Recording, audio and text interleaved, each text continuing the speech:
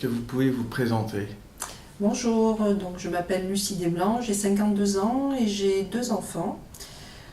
J'ai repris mes études sur le tard à l'âge de 30 ans, j'avais un bac G2 et j'ai eu l'ambition de présenter mon diplôme d'expertise comptable que j'ai obtenu. Je suis donc maintenant à présent expert comptable, commissaire aux comptes et expert judiciaire dans le domaine de l'expertise comptable. J'ai un cabinet également d'expertise comptable, je n'ai pas de personnel, je travaille seule. J'ai une vie militante associative également assez remplie. J'avais présidé un CIQ dans la commune d'Allot. J'ai présidé l'association du parc d'activités de Gémenos, donc sur Gémenos, qui est une association de 200 entreprises et 4000 salariés. Je suis maintenant à présent également conseillère municipale dans la commune d'Allot, conseillère sans étiquette d'opposition. Voilà pour ma présentation. Alors d'où vient votre engagement politique?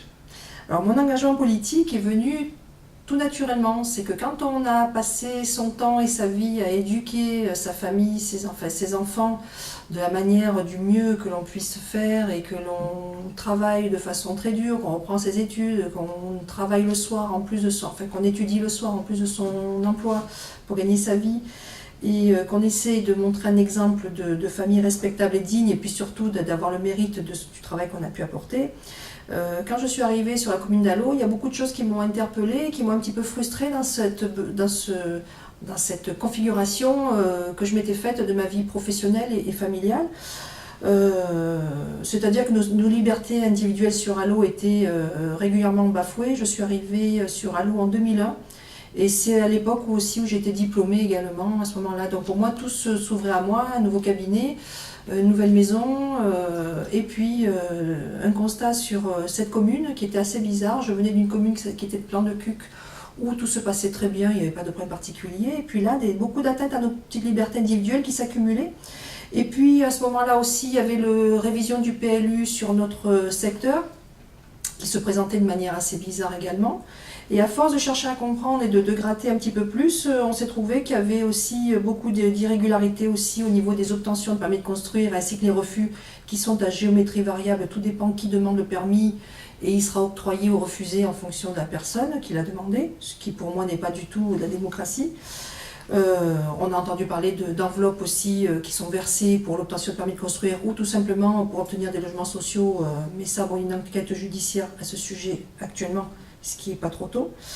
Et puis aussi des pressions insupportables subies par le personnel municipal et puis l'absence totale d'opposition sur cette commune d'Allot, puisque nous avons vécu les élections municipales 2008 et au cours de ces élections, il n'y avait pas eu d'opposition du tout envers le maire d'Allot. Alors quand on essaie de réfléchir et de faire changer les choses et qu'il n'y a pas d'opposition, il y a un petit problème quand même. Donc nous nous sommes pris par la main, sans étiquette politique, et nous avons décidé de tout construire et de mener une équipe et une action sur Allot pour les élections de 2014. Et suite à cette initiative, qui était sous le nom d'Allot le Renouveau à l'époque, nous avons fait quand même pas moins de 13%, c'est-à-dire donc autant que les autres opposants qui sont les Républicains, qui ont 2 élus, nous avons également 2 élus, et le Front National qui fait partie de l'opposition aussi a 3 élus. Donc je pense que nous n'avons pas démérité dans ce besoin de démocratie urgente. Très bien, alors justement, vous êtes affilié, on va entre guillemets, enfin vous êtes dans le mouvement Parti Citoyen. Alors parlez-nous de ce mouvement, que revendique-t-il? Alors le Parti Citoyen, c'est un mouvement que nous venons de créer tout récemment.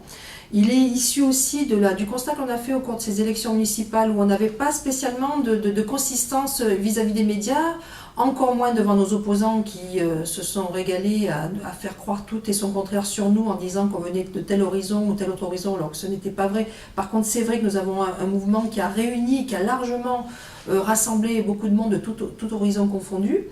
Et il nous fallait une existence légale, une base légale, juridique. Donc nous avons décidé de créer un parti citoyen, qui s'appelle le Parti Citoyen, mais ce n'est pas un parti politique proprement dit comme on l'entend aujourd'hui. Nous revendiquons une nouvelle politique, une politique propre, une politique courageuse et une politique de bon sens, et une politique qui soit de la véritable démocratie. Dans ce Parti Citoyen, nous avons revendiqué nous avons plusieurs axes de travail. Nous avons surtout demandé et travaillé pour réclamer la 6ème République. Nous réclamons d'une 6ème République et donc nous revendiquons une nouvelle et vraie politique au sens propre du terme. Alors pourquoi la 6ème République justement? La 6ème République parce qu'on voit bien que tout est à bout de souffle là aujourd'hui, plus rien ne va, il n'y a aucun élu qui travaille vraiment pour son mandat si ce n'est de penser à son élection future. Je ne pense pas que ce soit anormal qu'un élu pense à son élection future, mais il ne faut pas qu'il en oublie, il faut que ce soit accessoire, il ne faut pas qu'il en oublie l'objet pour lequel il a été élu et ce pourquoi on lui a donné un mandat. Et aujourd'hui, on se sent tous trahis justement avec ces élus. Dans cette 6ème République, nous réclamons, nous déjà, dans un premier temps, la fin du scandale RSI, Régime social des indépendants, et de surcroît la liberté d'affiliation en matière de régime sécurité sociale et retraite. Ce n'est ni plus ni moins qu'une directive de 92 qui a été transposée dans notre texte depuis 2001 mais qui n'est absolument pas appliquée par la France. Ça, il faudra nous expliquer de quel droit on n'applique pas le droit en France. Nous voulons aussi la fin des protections fonctionnelles qui sont détournées de leur objet. Elles sont demandées au prétexte qu'elles sont légales mais elles n'en sont pas moins immorales. Je m'explique, nous avons sur Allo un maire qui est poursuivi sur divers griefs dont certains sont détournement de fonds publics, abus de confiance, je crois qu'il y a trafic d'influence, corruption active et corruption passive dans les chefs d'inculpation. Et en fait, du moins dans ce qui lui est reproché aujourd'hui, il est quand même mis en examen avec une caution de 50 000 €. Je pense que je ne vois pas en quoi cette procédure soit attachée aux fonctions du maire et une protection fonctionnelle ne peut fonctionner que quand c'est dans l'exercice de fonctions d'un maire, d'un élu ou d'un employé municipal. Et elles sont constamment détournées de leur objet. Et en fait, aujourd'hui, vous avez des maires qui se défendent aux frais du contribuable, en toute impunité. Et voilà, où passe notre argent. Et pas moyen de savoir, aujourd'hui, j'ai posé la question dernier au conseil municipal, que coûtait cette protection fonctionnelle. On ne nous répond pas non plus, c'est tout simplement inadmissible. Donc nous voulons la fin de ces protections fonctionnelles. Nous voulons également la fin de l'absentéisme, que ce soit au Sénat ou au Parlement, ou une diminution effective des indemnités, puisqu'à ce moment-là, elles seraient injustifiées, de la part de ces sénateurs ou députés qui n'assistent pas régulièrement aux séances. Nous voulons aussi également un retrait systématique d'un élu qui est inquiété par une affaire judiciaire, même si c'est une enquête et même s'il y a la présomption d'innocence, il faut que cet élu ait le courage de se retirer, le temps que les juges tirent au clair l'affaire qui leur est reprochée. Et ça permettrait aussi d'accélérer les procédures parce qu'aujourd'hui, du fait qu'avec cette présomption d'innocence, les affaires n'en finissent pas de durer avec appel sur appel. Et tout ça, c'est fini, on n'en veut plus. On voudrait qu'il y ait un minimum de légitimité et puis de loyauté envers les électeurs.